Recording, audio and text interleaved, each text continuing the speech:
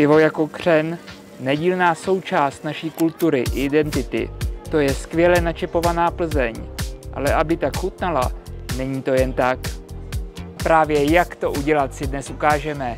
Ahoj, jsem Daniel Kotula z realitní kanceláře Kotula a každý týden pro vás točíme nová videa o zajímavých místech a věcech v Praze a jak se zorientovat na realitním trhu. Proto budeme rádi, když budete náš kanál odebírat. Děkujeme. V tomhle videu vám ukážeme, jak se správně čepuje Plzeň.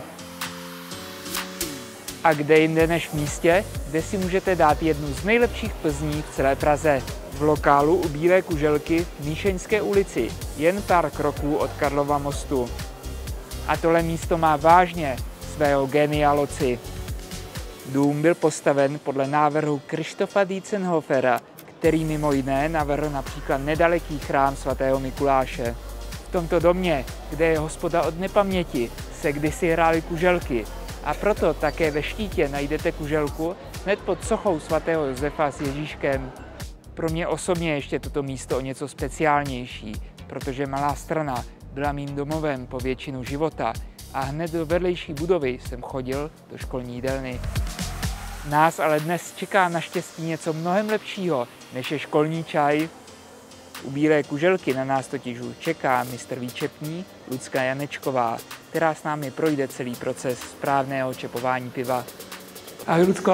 Ahoj Dane. Ahoj. Ahoj. Díky moc, že se nám budeš dneska věnovat a ukážeš nám, jak je možné, že tady v lokálu chutná pivo snad nejlíp v celé Praze. Moc ráda a mimo to ti taky ukážu základní styly čepování, jako je hladinka, šnit nebo mlíko. Super, tak jo, pojďme na to. Tak jdem na to. Jestli to správně chápu, tak jedno z těch nejdůležitějších pravidel je právě čistota. Jak čistota trubek, tak potom i toho skla, do kterého se čepuje. A že v tom nejvíc hospod dělá ty největší chyby.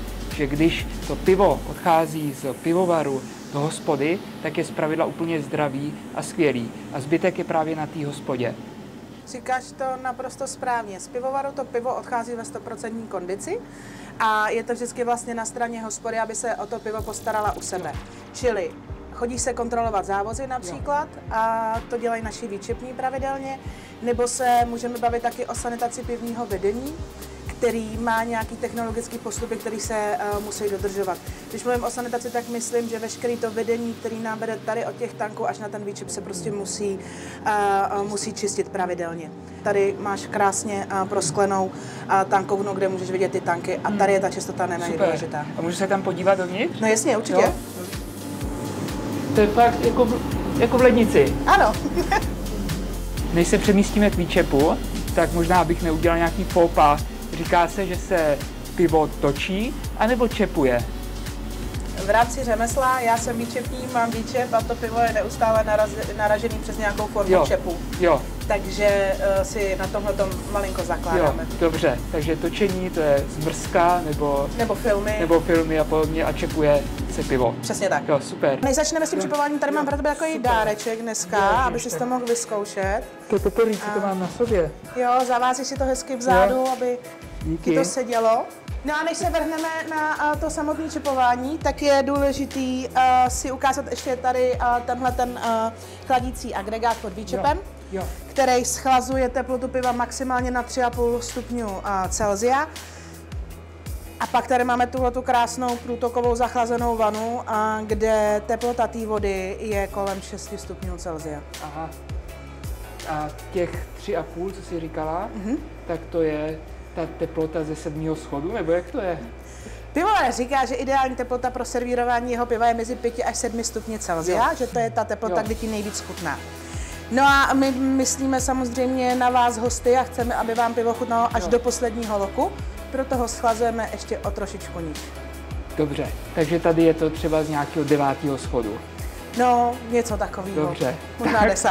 10. Prosím tě, jak to vypadá, když se to načepuje do toho špinavého půl litru? To já ti to hned ukážu. Super. No, jasně. Tady se vezmeme tam na půl litr. Jo. Jestli tě můžu poprosit, že bys mi to ještě trošku umatlal uvnitř. Jo, tak trošičku umatlám teda. Tak. No, děkuju. Jo. Tak a já teď přijdu k tomu výčepu a načepuju do toho pivo hezky po skle. Tak. Sem ti ho položím. Tak. A tady už můžeš vidět, jak vypadá to pivo v půl litru, který není takzvaně pivně čistý. Jo. To znamená, že byl špinavý, byl teplej a byl suchý. Jo. Jak můžeš vidět, tak ta pěna se velmi rychle bortí, jsou tam velký bublinky v ní a ona nebude vůbec držet, velmi rychle mi bude padat dolů. No a tady všude můžeš vidět ty bublinky. Jo, tady jsou všude takový mini bublinky. Jo. Tak to není ten oxid uhličitý uvnitř, jak si spoustu lidí myslí. A tohle to mi říká, že ten půl litr prostě nebyl pivně čistý. Jo. No, abych ti ukázala, jak se to teď má dělat, tak já s dovolením tohle pivo vezmu. Jo. Tady ho vyleju. Jo. A ukážu ti, co musí následovat s každým půl litrem. Teď musím umýt, čili tady mám kartáček, který použiju. Pak použiju houbu. My tomu říkáme takzvaně třetí ruka výčepního, strčím ji dovnitř a pořádně krouživým pohybem to umyju.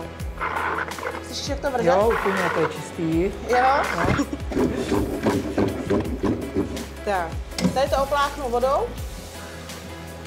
No a musí to jít sem do té zachlazené vany. Tady to chvilku musí být to sklo, aby se nám vychladilo, no a pak do něj můžu čepovat. Jasně. No a když to sklo máme nachlazený, tak si ho vyndám, vykapu z něj přebytečnou vodu. No a krásně po skle načepu první styl čepování a to je hladinka. Hladinka, to je asi nejčastěji, že jo? Ano. Tak. No a takhle vypadá pivo, když ho máš v pivně čistém skle. Jo, no to je úplný rozdíl. Jo, nikde žádný bublinky, podívej se na tu pěnu, jak je jemná, krémová. Tak, jako druhý styl čepování bychom si ukázali šnit.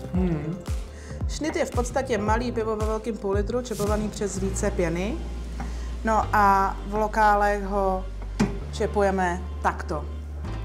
2 prsty piva, 3 prsty pěny a prst ničeho. Tak ochutnej, na zdraví.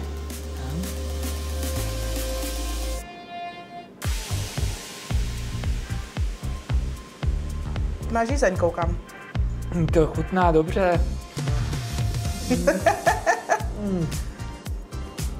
Tak, teď bych ti ráda ukázala 2 největší opaky v čepování piva. A to je načepovaný pouze pivo, až na rysku. My tomu říkáme čochtan. Takhle to vypadá, když my točíme třeba na fotbalovém turnaji pivo. Úplně bez pěny. A oproti němu pak stojí mlíko. Mlíko je načepovaná pouze pivní pěna, která je velmi jemná a krémová. Tam zase... A takhle to vypadá, když narazíme sud. Rozumím. Tak, toto je tedy čochtan, díky tomu, že nemá žádnou pěnu, má v podstatě 100% přírodní obsah oxidu uhličitého, je velmi řízný tohle pivo. Tady máš načepovanou pouze pivní pěnu, která je velmi jemná a krémová. Přestože to jsou ty 2 největší rozdíly, tak mají jedno věc společnou, ty 2 piva, a to je to, že jsou obě 2 dobrý na osvěžení. Ochutnej. Tak. Nejdřív, jestli můžu, tak ochutnej čochtana. Dobře. A pak říct, teda. Nebo a teď mi ochutnej to mlíko. Tak.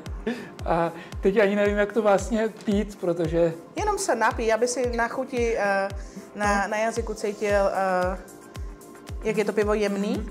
Díky tomu, že tam ten přírodní obsah oxidu uhličitého není tak velký, tak se ti může zdát dokonce až jako lehce nasládlý.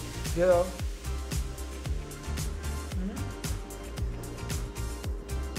Teď mám na tebe takovou otázku. Víš, jak se vypije správně mlíko? No, já jako mlíko jsem pil. Tak aby se naplno projevil efekt mlíka, měli bychom ho vypít i hned po načepování, co možná nejrychleji.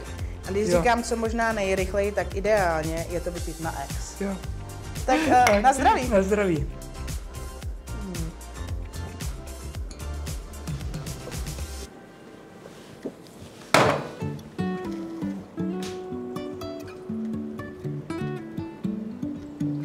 Už jenom kousek. Co na to říkáš? Super.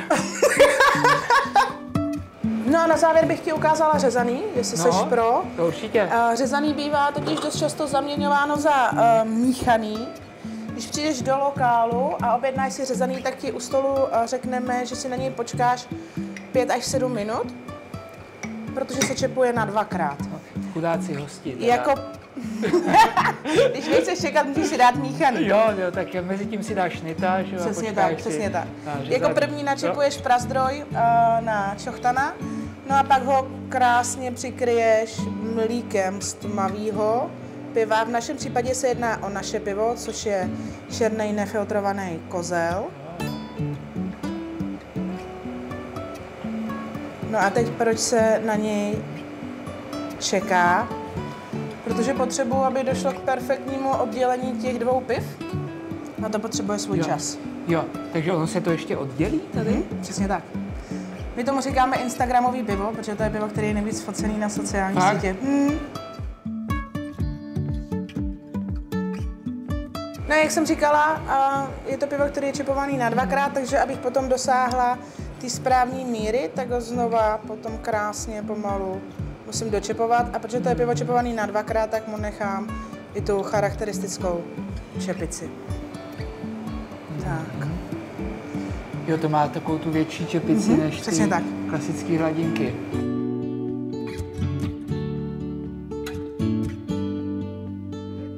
Tak já to udělám jako na chlapáka, teda ano. Oběma. Ano. Tak musí se pořádně napít, abys do ty pusy dostal jak toho tmavého kozla, tak tu světlou Plzeň. Ale na ex to pít nemusíš, to se pije jenom to mlíko. Jo? No, fakt dobrý. A pravda je, že z začátku tam byl cítit hlavně ten kozel. Ten kozel a potom i ta Plzeň. A ten řez se ti nesmíchá až do konce. No. Ten tam takhle zůstane krásně. No krásný teda. Takže se to pořád bude zmenšovat. Super, tak já ještě jednou. Dej si, na zdraví. No. Hele, a když máš tu výčepní zástěnu, tak si to taky zkusíš. To je moje tajní přání. Tak perfektní. Tak si vem půl litr. Super. Tak vykapej z něj tu vodu všechno. Jo. Vždycky to drž dnem vzhůru rovnou, už ho nikdy nepotáčej, jo? Dobrý. Tak, chytni ten kohout, ten první. Takhle. Když delší dobu nečepujeme, tak takzvaně trošku odčepujeme. Jasně. Tak. Teď po tuhle 45 stupňů krásně přiložíš, pootevřeš ten kohout, děláš základ z té pěny a už otáčíš naplno a držíš. A jsi celou dobu na skle. A ještě řeknu, tak to zavřeš. Teď. Ups. Tak trošičku jsem to Nevadí. Pís, ale vypadá nádherně. Hladinka dobrá. Jo, dobrý. Ještě ochutnám. Jako jestli je lepší, než tam je. No, já to bych si neopovažoval vůbec pomyslet. Ale to je dost možný. Ne, to může být.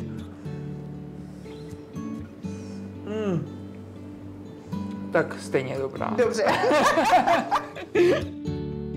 Tak Lucko, díky moc, že jsi nám to všechno ukázala a nechala nás nahlédnout do tvýho umění. Není zač? Díky. Na zdraví. Na zdraví.